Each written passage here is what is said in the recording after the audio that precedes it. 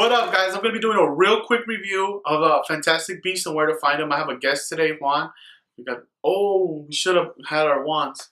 I don't have one, but I know could have had a wand. I have a Voldemort's one. There you go. Great movie, directed by David Yates, who did the last 4 Harry Potters. Written by J.K. Rowling herself. Wonderful acting. And overall, a good movie.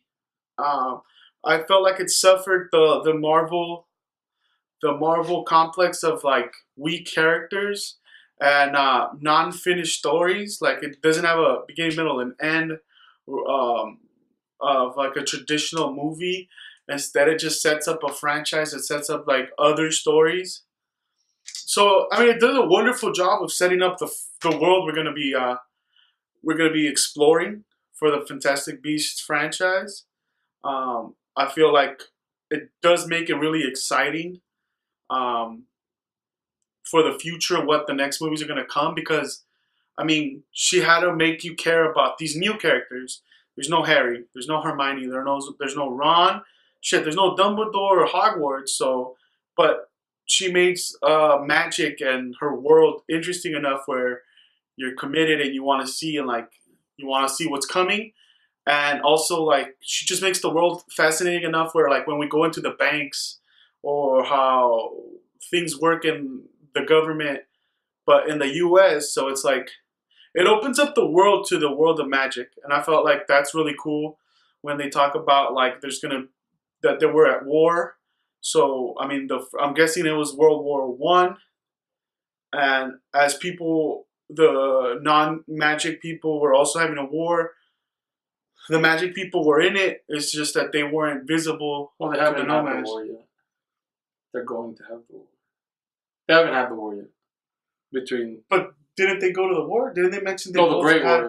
They mentioned the Great War, but they haven't had the war. Well, I mean, they're setting up the world of like an actual war for the magic world. Yeah. But there was a real world, war. The Great War, World War One. Yeah.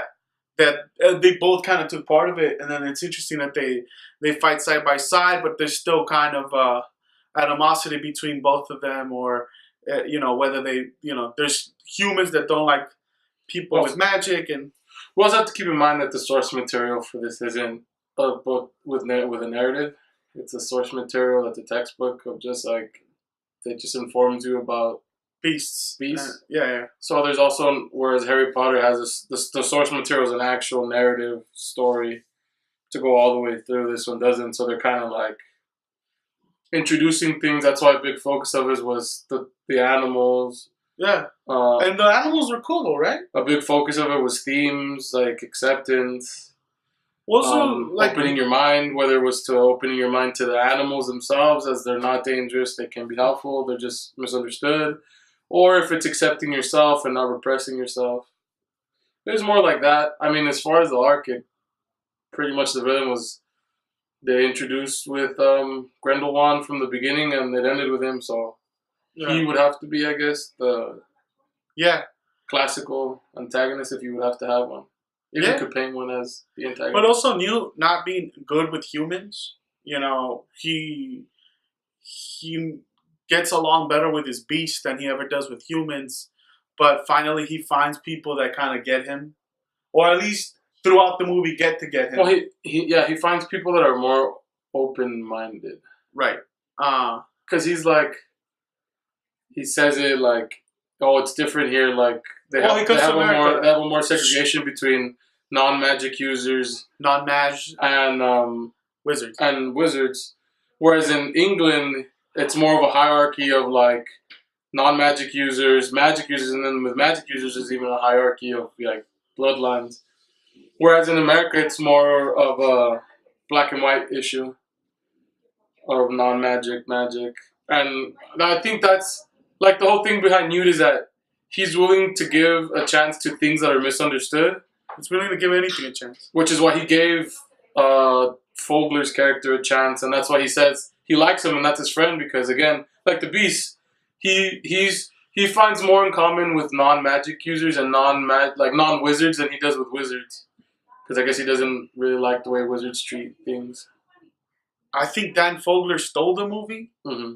He was really like out of the bat, he saw like this magic, but he wasn't really shocked about it. He was just kind of like I loved when he was interacting with the animals, how much he loved it already. He felt like that's where he belonged, and I'm kind of worried how they're gonna introduce him back, if they're gonna bring him back for the sequels. Mm-hmm. I hope they do, because he was a really great character, and I hope he's kind of part of the core group. I love the sister, so I like a lot of the side characters. I felt like it's what made the movie strong. I mean, just like Harry Potter had like Hermione, and the side characters made the whole movie. Are all 5 of the movies gonna be Fantastic Beasts and Where to Find Them, or are they just gonna be different? I know the next one different is gonna, Harry Potter stories, like you know how there's Rogue One, no, it's gonna continue, because I know the next one's in Paris. But is it gonna be a Fantastic Beasts and Where I think it's gonna find Newt. It's gonna follow Newt. Because I also in his life. I'm not sure if like is Newt gonna be the central character in all of them. Well, I don't know. I don't know if there's self-contained stories, or if Newt is the central character, and they're kind of follow this war that we know is going to happen. Yeah, because that's the other thing where it's like I'm not sure if that they've made up their mind of whether it's going to be like.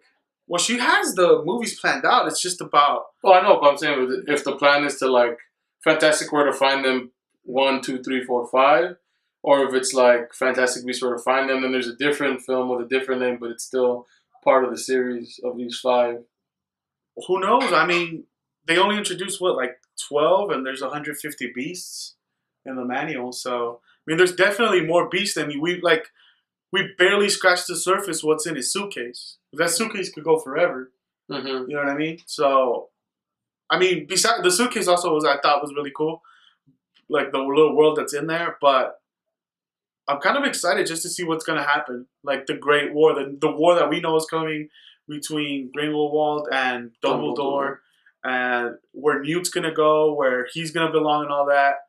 They mentioned his brother as a great war hero, and where he's gonna fall into it. So I mean, we don't know if he's even close with his family or what's going on with him.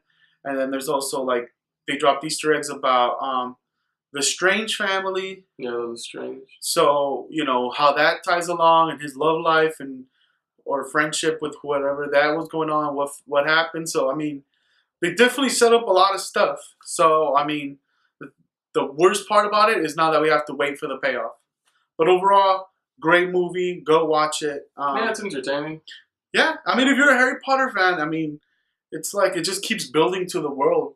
Yeah, it's just more magic and like magical things. I keep thinking it's like, how does J.K. Rowling even fucking come up with this stuff? But it's a feel-good movie, though.